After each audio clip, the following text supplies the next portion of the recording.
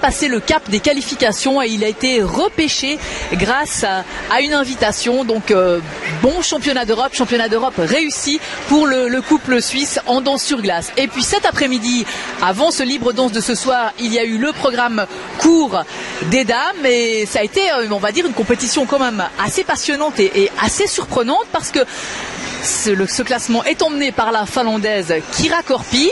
Elle faisait partie des favorites, mais c'était pas forcément elle qu'on attendait au tout premier rang.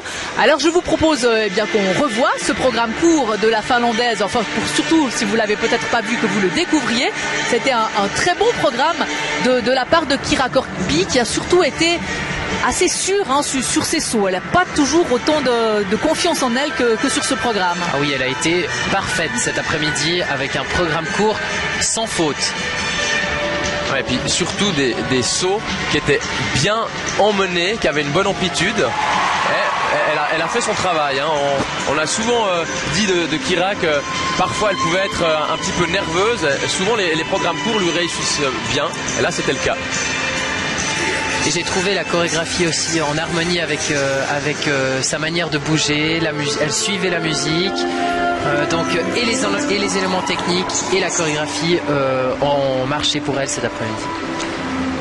C'est vrai que c'est une patineuse très élégante et c'est surtout une patineuse très agréable à regarder. On la voit en général beaucoup dans les magazines, mais elle a parfois un peu de la peine, on va dire, à ce que ça suive au niveau patinage. Peut-être que cette année, l'absence de sa compatriote Laura Lepisto, qui a été la plupart du temps ces dernières années classée devant elle, va peut-être la libérer. Je pense pas, non. Je pense qu'elles ont une bonne relation toutes les deux. Je les vois souvent aller à l'entraînement ensemble dans les différentes compétitions.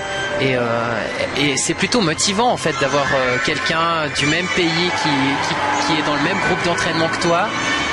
Donc je pense pas qu'il y a une rivalité entre Laura Lepisto et Kira Korpi. Enfin, ça nous permet quand même de dire qu'effectivement il y a quand même une des favorites ou une des patineuses qui aurait pu prétendre au podium qui est absente ici. Effectivement, Laura Lepisto qui est blessée depuis de très très longues semaines, une blessure qu'elle traîne et donc pour l'instant elle ne parvient pas à se débarrasser, mais on a vraiment apprécié la performance de Kira Korpi.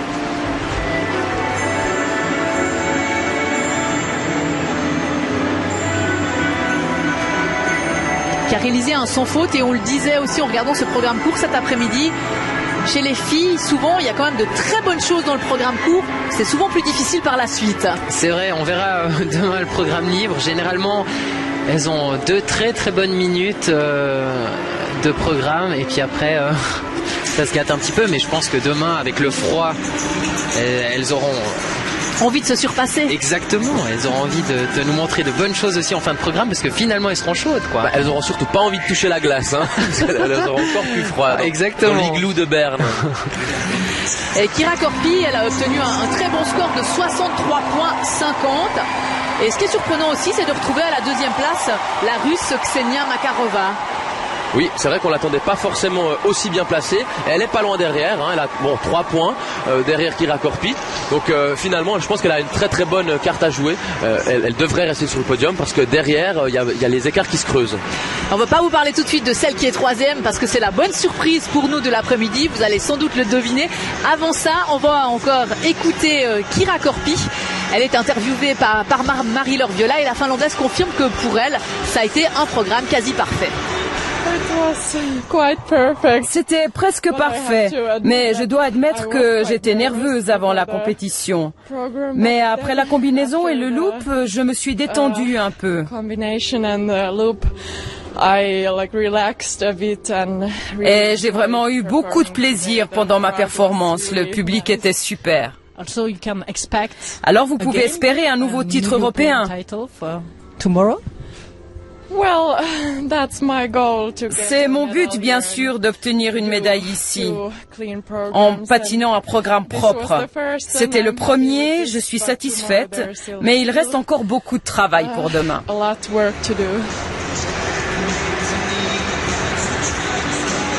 Précision utile, hein, si ça devait arriver, ce serait le premier titre européen de Kira Korpi. Laura Lepisto, sa compatriote, l'a déjà obtenu. Kira Korpi, elle a déjà eu un podium, mais pas encore de titre européen. Et je vous en parlais tout à l'heure, la bonne surprise de l'après-midi pour nous, eh bien, ça a été que Sarah Meyer. Pour Sarah Meyer, tout s'est bien passé, et même mieux que ça, parce que pour l'instant, Sarah Meyer, elle est sur le podium, elle occupe la 3e place et elle a vraiment réussi un bon programme. Un super programme, elle était complètement dedans, elle a réussi son triple Lutz double cherry et son triple salco tout seul, le double axel, et la chorégraphie aussi était vraiment très tranquille, elle avait la confiance. Voilà la combinaison triple Lutz double cherry, double boucle piqué, aussi nous on dit aussi boucle piqué pour pas perturber. Non mais ça c'est pas gênant, mais comme ça on explique. Ok. Et le triple salco. Voilà. Non, je l'ai trouvée vraiment à l'aise dans ce programme court. Et j'avais pu la voir lors des entraînements. Elle avait également fait son programme court sans faute hier matin. Donc je me faisais pas trop de soucis. Demain ça sera une autre paire de manches. Je viens de voir la joie de son entraîneur qui est aussi sa tante, Evie Fer, son entraîneur depuis toujours. Pour elle aussi, ça doit être beaucoup de pression ces championnats d'Europe parce qu'elle a évidemment envie que ça marche pour sa protéger. Ouais, mais pour moi c'était la plus belle image, c'était de voir quand à la fin du programme elles ont pu se serrer dans les bras et on sentait qu'il y avait tellement de joie et puis surtout de ouf quoi. On sentait qu'elles étaient vraiment contentes et soulagées que ça se soit bien passé. Exactement. Et moi ça m'a donné les larmes aux yeux, vraiment de voir à quel point elles étaient relâchées et puis de se dire première partie du travail c'est fait et puis bien fait. Exactement. Non, et puis ça devait être quand même ces dernières semaines, ça devait être dur quoi, d'aller à l'entraînement, de pas savoir si ça allait pouvoir passer ou pas. Et de se dire peut-être je vais complètement me rater pour mes adieux. Ouais, ou même pas. Je pense que le pire ça aurait été de vraiment d'avoir une grosse blessure qui l'empêche d'être là à la maison, de montrer cette performance qu'elle a fait aujourd'hui devant son public. Soulagée évidemment, Sarah Meyer, très heureuse. On va la retrouver à l'interview. Elle va surtout nous expliquer qu'aujourd'hui ça a été quand même une très très longue journée qui n'avait pas forcément bien commencé. Dans l'entraînement ce matin, je me sentais pas très bien, et dans le warm-up non plus, mais quand j'étais sur glace, juste avant mon programme, je me sentais très bien, les jambes et comment j'ai fait les patins. Alors c'était bien et tu dois pas maintenant changer ton plan et penser au classement et c'est frais. J'espère être dans la dernière groupe pour demain et c'est déjà tout très ouvert. Et oui, c'était maintenant une partie que je suis fière d'avoir fait et l'autre partie vient demain. Est-ce que la nervosité était due au fait qu'on sait que vous êtes blessé, on sait que vous allez aussi prendre la retraite, et puis finalement aussi vous patinez devant votre public, c'est beaucoup, un peu trop pour vous? Ouais, alors pour aujourd'hui c'était pas trop parce que je fais bien, mais c'était vraiment beaucoup parce que la dernière programme court que j'ai fait, j'ai tombé au Lutz comme une poisson et la dernière Lutz que j'ai fait en compétition, c'était au Canada que j'ai fait la blessure. Alors j'étais vraiment nerveuse pour le Lutz et à Tallinn c'était un downgrade. Et alors c'était vraiment, oui, c'était beaucoup de to overcome. Beaucoup de pression et finalement, on l'a dit, là maintenant pour l'instant vous êtes 3e. Demain au programme libre, quelle Sarah Meyer va être sur la glace? J'espère une qui peut se battre jusqu'à la fin. Maintenant, c'était pas dur parce que c'est seulement le programme court. Et dans le programme long, il y a beaucoup plus de sauts. Et j'espère que, oui, je peux vraiment me battre et pas laisser influencer par la froid parce que c'est très froid. Sarah Meyer, messieurs, petit pronostic, vous la voyez sur le podium? Alors, on le souhaite en tout cas vraiment de tout cœur. Oui, non, mais c'était pas ma question. Moi, j'y crois. Oui, je la vois sur le podium, rester 3e. Moi, je lui souhaite aussi. Vraiment, j'y crois après avoir vu le programme court.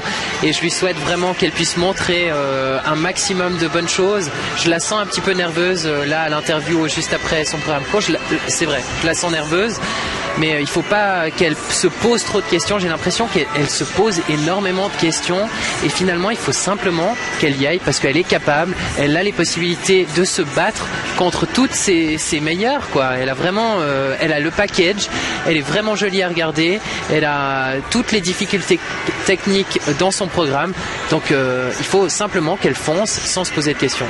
Et j'imagine que toute la Bern Arena demain sera derrière elle. On pourra suivre ce programme libre des dames demain après-midi dès 14h en notre compagnie sur TSR2. Et puis dans le camp suisse, on a vraiment de quoi se réjouir aujourd'hui parce qu'il y a eu une autre belle surprise. Une très belle. Romy Buller, elle s'est déjà qualifiée pour le cours. Ça, c'est